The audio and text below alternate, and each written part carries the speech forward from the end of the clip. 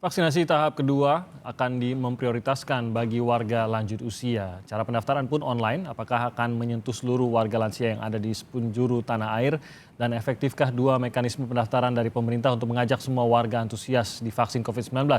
Kami akan membahasnya bersama pelaksana tugas Dirjen Pencegahan dan Pengendalian Penyakit dari Kementerian Kesehatan, Dr. Maksi Rondonuwu, dan juga ada Dewan Pakar Ikatan Ahli Kesehatan Masyarakat Indonesia atau IAKMI, Mas Hermawan Saputra. Selamat pagi, Dr. Maksi dan juga Mas Hermawan. Selamat pagi, Bung Timothy. Selamat pagi, Kompas TV. Ya, terima kasih sudah bergabung bersama kami, Dr. Maksi dan juga Mas Hermawan. Saya mau update dulu nih dari Dr. Maksi, untuk pelaksanaan tahap kedua ini sudah sepekan yang berjalan. Bagaimana sejauh ini mekanismenya dan juga update-nya? Dan mungkin harus diingat juga bahwa ini masih berjalan juga, tahap 1 pun kan belum sampai 100% juga nih. Bagaimana pengaturannya sampai sejauh ini, Dokter?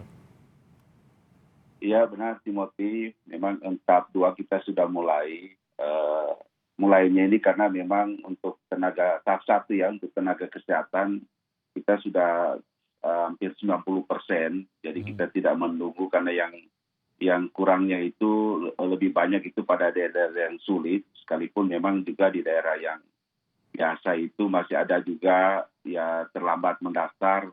Tapi itu pun kami prioritaskan untuk tenaga kesehatan yang belum melakukan vaksinasi, kami prioritaskan untuk di tahap 2 ini. Jadi tidak masalah, jadi kami jalan ke tahap 2. Tahap 2 pun ini kami sudah mulai, seperti diketahui Pak Presiden sudah canangkan di Pasar Tanah Abang untuk sasaran usia lanjut, kemudian sasaran publik lainnya seperti pedagang pasar, guru, tenaga pendidik, kemudian ASN, TNI Polri, pegawai BUMN, BUMD, dan pekerja publik lainnya.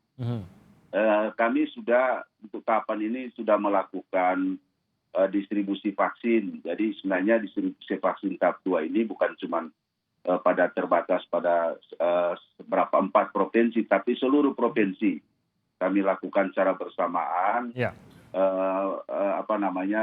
Termasuk usia lanjut yang memang baru kami batasi di ibu kota negara dan ibu kota provinsi. Ya. Oke, jadi sudah berjalan sampai sudah berapa nih, Dr. Maksi, yang sudah mendapatkan vaksin sejauh ini untuk tahap kedua ini?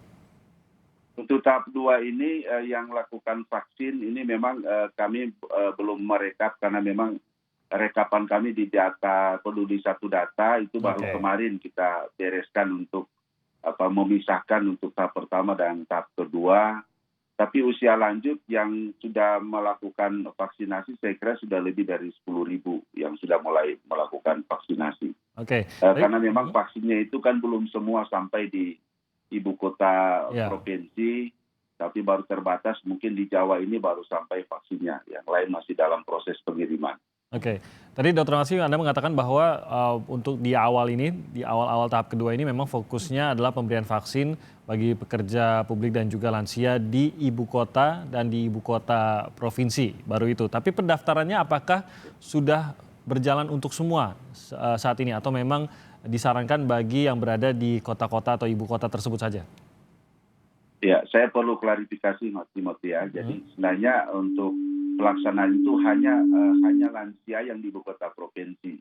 Tapi untuk pekerja publiknya itu seluruh kabupaten kota melaksanakan. Khusus lansia saja yang di ibu kota provinsi. Khusus lansia saja di ibu kota provinsi. Dan pendaftarannya khusus lansia memang tahap awal itu kami mengalami kesulitan sehingga kami melakukan Google Form.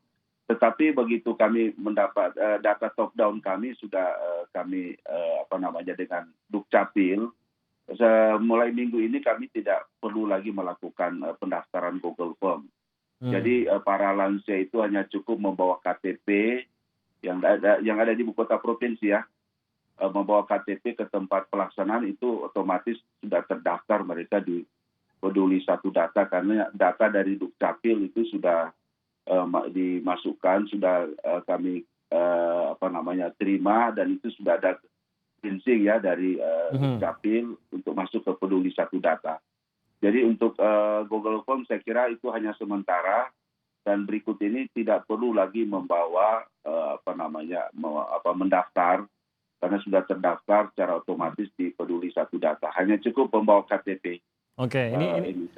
ini informasi yang penting Dr. Maksi karena di sini Ya. justru letak salah satu kebingungannya masyarakat. Apakah saya harus mendaftar secara online melalui Google Form yang tadi Anda sebutkan, atau saya bisa mendatangi entah itu Vaskes kah atau mungkin melalui ART saya. Nah, tadi Anda mengatakan bahwa sudah bisa membawa KTP saja. Kemana saya Ya. membawa KTP saja dan mulai kapan saya tidak perlu lagi mengisi Google Form tersebut? Ya, saya kira sudah mulai minggu ini sudah bisa melaksanakan datang ke fasilitas kesehatan, ke puskesmas, ke rumah sakit maupun ke tempat-tempat pelaksanaan vaksinasi massal yang akan dilakukan di Jakarta dan sedang dilakukan seperti hari ini di Masjid Istiqlal, sesudah tokoh agama, para lansia juga. Ya, lansia kalau tokoh agama mereka sudah sejak kemarin. Tapi lansia umum untuk lintas agama bisa datang di Masjid Istiqlal yang sementara berlangsung. Cukup dengan KTP. Ya. Sudah mulai pekan ini, tapi sekali lagi catatannya khusus lansia dan khusus yang berada di ibu kota provinsi. Sejauh ini itu yang bisa ya. Oke, saya mau ke Mas Hermawan, catatan Anda sendiri terhadap pelaksanaan mulainya tahap 2 ini, seperti saya ingatkan tadi juga bahwa tahap 1 untuk tenaga kesehatan juga sebenarnya masih berjalan beriringan dengan dimulainya tahap 2 ini. Ya, kita ingin mengevaluasi ya perjalanan proses vaksinasi di Indonesia. Pertama untuk tahapan awal, tahapan 1, walaupun sekarang sudah 90% seperti yang disampaikan oleh Pak Maksi tadi, tetap saja target untuk tenaga kesehatan yang memang segmen yang aware terhadap kesehatan, paham tentang vaksin pun belum optimal. Tercatat kalau kita lihat sejak 13 Januari sampai akhir Januari atau awal Februari, itu sebenarnya cakupannya baru 75-80%. Walaupun sekarang udah pekan kedua Februari ya, jadi ada peningkatan hingga 90%. Jadi vaccination rate kita itu sekitar 64.000 sampai 65.000 di tahapan awal, tahap pertama. Jadi kalau kita lihat vaccination rate atau rata-rata vaksinasi per hari, ini masih sangat jauh dari target kita 70% populasi atau angka sekitar 181,5 juta tujuan kita dalam 15 bulan. Nah, jadi tantangan ini masih besar ketika vaksinasi rate yang harus kita lihat. Nah, sekarang begitu masuk ke segmen kedua dengan variabilitas latar belakang yang luar biasa, para pedagang, para guru, para pekerja di sektor publik. Nah, ini tantangannya pertama di samping database, identifikasi subjek yang akan divaksin, tetapi juga proses vaksinasi itu sendiri. Nah, kita melihat bagaimana di satu titik seperti di Tanah Abang menumpuk yang pada akhirnya juga ada pengabaian terhadap protokol kesehatan. Ini cukup berbahaya dan harus dievaluasi secara menyeluruh agar distribusi titik-titik proses vaksinasi ini juga harus terdistribusi merata, tidak menumpuk pada satu kawasan, pada akhirnya akan menambah resiko transmisi COVID. Nah, di sisi lain, kita harus menghitung betul vaksinasi rate kita ini. Kalau kita mau berambisi untuk menargetkan dalam 12 bulan atau 15 bulan tuntas, idealnya kita itu paling tidak ada di angka 700 hingga 900 ribu per hari. Vaksinasi per hari. Nah, ini kan luar biasa tantangan ini. Nah, tantangan berkaitan dengan data, identifikasi subjek, sekaligus proses vaksinasi dan kesiapan support sistemnya. Nah, oleh karena itu teman-teman di lingkungan Kementerian Kesehatan, pertama Pak Maksi dan tim, beserta tim PEN begitu ya, ini harus mengevaluasi penuh. Dan yang kedua ini kan ada poin yang kedua ingin saya sampaikan, ada 2 mekanisme pendataan tadi ya. Pertanyaan yang menarik nih ya, apa argumen ketika lansia ini prioritas di tahapan ini adalah di ibu kota provinsi. Nah, contoh saja. Kalau kita lihat Jabodetabek, maka Bogor, Depok, Tangerang, Bekasi, sekitar 8 kabupaten kota di support sistem Jakarta ini kan bukan ibu kota provinsi. Nah, maka orang-orang ini adalah orang-orang urban, lansianya banyak betul. Nah, apakah tahapan ini tidak dipertimbangkan secara kawasan? Demikian juga Surabaya, kalau kita lihat Sidoarjo dan sekitarnya juga banyak ya yang support city-nya. Nah, berarti kan harus ada argumen yang menjadi prioritas, dikala juga dalam proses lansia ini agak sulit mengandalkan registrasi yang datangnya dari lansia. Tetap harus top down, harus data Dukcapil yang harus digunakan. Tadi sudah disampaikan oleh Pak Maksi. Nah, teknis-teknis ini saya pikir banyak yang harus kita evaluasi, mengingat vaccination rate kita ini yang kita kejar untuk kita tingkatkan. Karena pada akhirnya kita harus memunculkan imunitas kelompok ini pada suatu waktu yang terukur untuk seluruh populasi kita, Bung Timothy. Oke, mungkin saya berikan kesempatan pada Dr. Maksi untuk menjawab mengenai apa alasannya mengapa memang dipilih ibu kota provinsi dulu ini untuk lansia. Baik, saya kira ini bagus ya dari sahabat saya ini. Saya kira Pak Putra, jadi memang vaksinasi rate itu kita tidak bisa ukur dengan tahap pertama itu. Nakes itu cuma 1,48 juta dibanding 181 juta, masih sulit kita mengevaluasi itu. Masih kecil, persentasenya kan kecil, 2-3% dari 181 juta itu. Ya memang untuk tahap 2 ini karena sasarannya 38 juta, disinilah kita mulai mengejar target per hari seperti disampaikan mesti 700. Kami justru menargetkan itu ya di bulan Mei, Juni itu sudah harus 1 juta per hari. Sudah 1 juta per hari, bukan 700 lagi. Kita harus selesaikan itu 1 tahun harus punya target 1 juta per hari. Kalau 700 itu tidak cukup. Memungkinkan ini Dr. Maksi ya, 1 juta sehari di Mei atau Juni? Kita optimis kalau vaksinnya itu nanti di bulan Mei, Juni sudah banyak ya. Memang tahapan pengadaan vaksin kan seperti itu. Itu kalau 1 juta. Persoalannya kan kita sekarang ya kalau vaksinnya itu baru yang kita sekarang ini tahap Februari, Maret itu kan 7 juta yang kita bagikan. 7 juta ini kita bagikan ke semua provinsi. Nah sehingga ada prioritas yang sampaikan kenapa ini pada ibu kota provinsi. Salah satu itu, dan memang di ibu kota provinsi lansia itu saya kira memang mobilitas tinggi dan paling banyak lansia di ibu kota provinsi termasuk memang di Jabodetabek. Maka ini soal timing saja. Pada bulan Maret di minggu ketiga vaksinnya itu sudah juga datang. Di bulan Maret itu ada 11 juta. Tentu akan kami prioritaskan. Kami tentu menambah lagi seperti Jabodetabek untuk lansia. Jadi Pak Hermawan ini cuma persoalan karena memang kita membagi vaksin ini harus ada prioritas di Jawa Bali. Kami sudah prioritaskan 70% itu di Jawa Bali karena memang kasusnya itu 67% kasus COVID itu ada di Jawa Bali.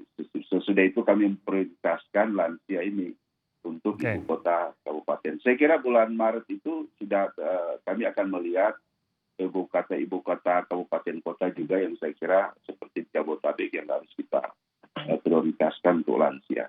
Jadi seperti itu. Tapi pada mulai April sudah semua Pak Hermawan.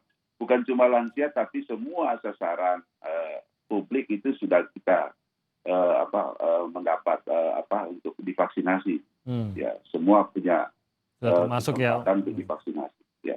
Oke, jadi tampaknya memang belum gigi 5 nih Mas Hermawan dan memang ada alasannya begitu. Kenapa di tahap-tahap awal ini, terutama di tahap 1, vaccination rate-nya masih jauh dari target, bahkan tidak sampai 1/10-nya begitu Mas Hermawan. Jadi kalau seperti itu menurut Anda bagaimana? Bahwa kita memang akan ngebutnya nanti di bulan Mei dan Juni, baru kita akan bisa menyentuh sampai 1 juta vaksinasi per hari? Ya justru itu. Jadi memang ini kan kita inginkan agar proses ini kan berjalan dengan lancar semua. Tentu melibatkan kerjasama berbagai pihak dan ini sudah langkah yang baik. Tentu saja kita memberikan catatan-catatan ini juga untuk perbaikan. Jadi ini sudah masuk bulan kedua. Jadi kalau di bulan kedua vaksinasi rate kita masih di bawah 100.000, kemudian terjadi penumpukan pada titik-titik yang dilakukan proses vaksinasi. Dan ini kan contoh di kota besar ya, di sumber daya yang lengkap seperti di DKI Jakarta. Nah kita membayangkan tentu akan lebih banyak lagi tantangan ini di daerah-daerah yang boleh jadi tidak terliput media, tidak terawasi dengan baik. Nah, maka upaya-upaya di tahapan awal ini kan menjadi pembelajaran yang luar biasa, termasuk dalam proses pendataan nanti dan ketersediaan vaksin pada dosis yang cukup. Memang kalau ditanya apakah dosis kita sekarang cukup, ya tentu tidak, masih jauh dari cukup. Tetapi dengan yang ada sekarang, kita harus melakukannya secara efektif dan efisien. Kalau terjadi proses pelayanan yang tidak efektif, tidak efisien, maka kemubaziran mungkin boleh jadi ada vaksin yang salah sasaran, atau bahkan ada cara yang tidak tepat, maka tujuan kita untuk memberikan level imunitas yang maksimal tentu saja potensi akan terganggu. Nah ini kan proses yang harus kita pantau, kita kawal bersama dan memang kalau berdasarkan survei Litbang Kompas ya, bahwa penerimaan atau akseptabilitas terhadap vaksin ini meningkat dari sebelumnya 40% menjadi 50%. Dan sebagian besar di antaranya akan terus meningkat ketika pemerintah dan kita semua mampu meyakinkan agar demand ini semakin baik dan semakin tinggi. Tetapi juga demand yang meninggi harus diselaraskan dengan persiapan kita yang optimal, baik distribusi titik pelayanan maupun kualitas pelayanan dan ketersediaan. Nah, pendataan menjadi sangat penting. Ketika nanti kita misalnya agak menumpuk di bulan April, Mei, Juni misalnya target dalam vaccination rate naik menjadi 1 juta misalnya per hari, itu kan bukan sesuatu yang gampang secara database dan juga secara sistem. Nah, ini yang harus betul-betul disiapkan sedari awal ini.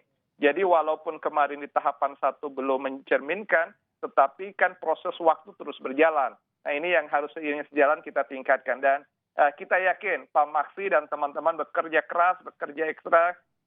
Kita tentu sering berkomunikasi, tetapi kita juga harus terus mengingatkan. Karena ini bukan hanya urusan kesehatan, bukan hanya urusan Dirjen P2P dan Kementerian Kesehatan, dan urusan kita semua. Health problem is beyond health. Ini yang harus menjadi concern kita bersama, Bang Timothy. Kembali lagi untuk pendaftaran tersebut, adakah kendala menurut Anda? Mengingat lansia ini kan mungkin ada kasus khusus lah.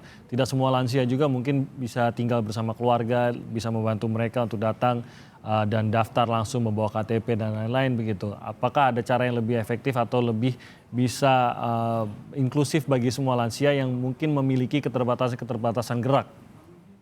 Iya, dalam pengendalian COVID atau penyakit yang mewabah itu ada 2 pendekatan. Pertama, partisipasi masyarakat. Jadi ada inisiatif yang datang dari masyarakat, tapi memang ada proaktif pemerintah. Nah, untuk kasus-kasus seperti ini seharusnya dalam model database kita, kalau database itu bagus, orang itu tinggal duduk di rumah menunggu kapan dia memiliki jadwal. Apakah via SMS, WA, atau pesan yang lain. Jadi karena data itu sudah ada di Dukcapil, data itu sudah dimiliki oleh pemerintah. Siapa saja bahkan berdasarkan profesinya pun bisa ditelusur sebenarnya. Idealnya kan begitu. Tetapi ketika dibuka ruang untuk proaktif dari masyarakat, harus mendaftar, harus mendatangi fasilitas kesehatan, tentu semuanya tidak akan tercover, semua tidak akan terakses dengan baik.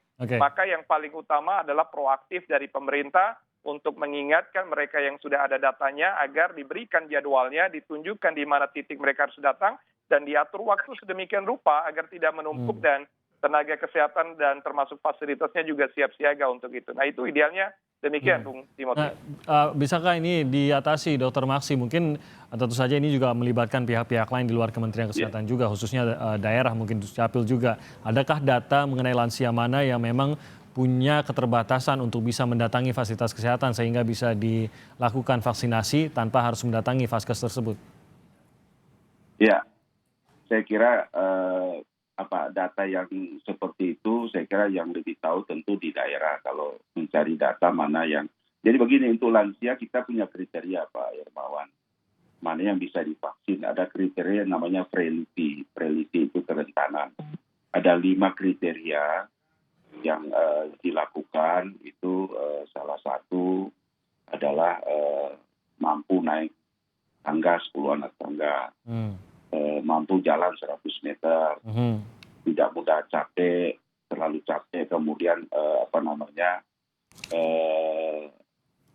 berat badan turun drastis dalam sebulan, kemudian ada 4 dari komorbid, penyakit-penyakit itu. Kriterianya seperti itu. Jadi kalau di luar kriteria itu, 3 dari 5 itu, di atas 3 itu tidak bisa divaksinasi. Saya kira itu sudah ditetapkan juga bersama-sama dengan Ditagi. Jadi soal pendataan itu saya kira memang tidak semua lansia kan yang harus divaksinasi. Kalau sudah di rumah dan mampu jalan tidak masuk di. Jadi memang tidak termasuk penerima dari vaksinasi itu sendiri ya, Dok ya? Ya, ada kriteria. Kemudian saya kira betul yang disampaikan oleh Mas Hermawan ini bahwa memang untuk tahap vaksinasi ini tidak hanya urusan Kementerian Kesehatan dan Dinas Kesehatan, ini harus melibatkan semua komponen yang ada, termasuk teman-teman di yakni Persakmi untuk membantu dari organisasi profesi dan termasuk para private partnership. Saya kira ini sudah kami galang sementara bersama Pak Menteri. Banyak sekali yang menyiapkan seperti disampaikan oleh Pak Herman. Nggak boleh cuma satu titik. Memang kami sudah memetakan, mulai menganalisis di kota-kota itu gedung-gedung mana yang bisa di Jakarta Selatan, Jakarta Utara, Jakarta Pusat, Jakarta Timur, mana yang bisa dilakukan. Sementara termasuk mal-mal, banyak private partnership yang ingin memberikan tempat. Dan ini sementara kami lakukan bersama-sama tentu dengan pemerintah DKI untuk melakukan agar supaya akses sasaran, paling sasaran lansia ini paling besar untuk tahap 2 ini Pak Herman. Ada 21 juta lebih sasaran lansia seluruh Indonesia. Saya kira dibandingkan dengan pekerja publik lainnya itu hanya 16,9 juta sasaran lansia ini yang saya kira memang harus mendapat perhatian penuh bagi kita bagaimana akses mereka untuk mendapatkan vaksinasi. Pada intinya kami mendekatkan di samping di Paskes ya, puskesmas rumah sakit, kami juga membuat bekerja sama dengan semua pihak untuk melakukan di tempat-tempat yang mudah dijangkau. Oke, baik, kita akan jeda sebentar. Nanti saya akan kembali dengan pertanyaan ini, Dr. Maksi. Sebenarnya vaksin kita cukup atau tidak untuk memenuhi target yang akan kita jalankan ke depannya ini dan pemenuhannya, serta mungkin perkembangan juga mengenai adakah kejadian ikutan pasca imunisasi setelah melalui tahap 1 dan juga menjalankan tahap 2 ini. Kita akan kembali lagi dengan jawabannya saat lagi.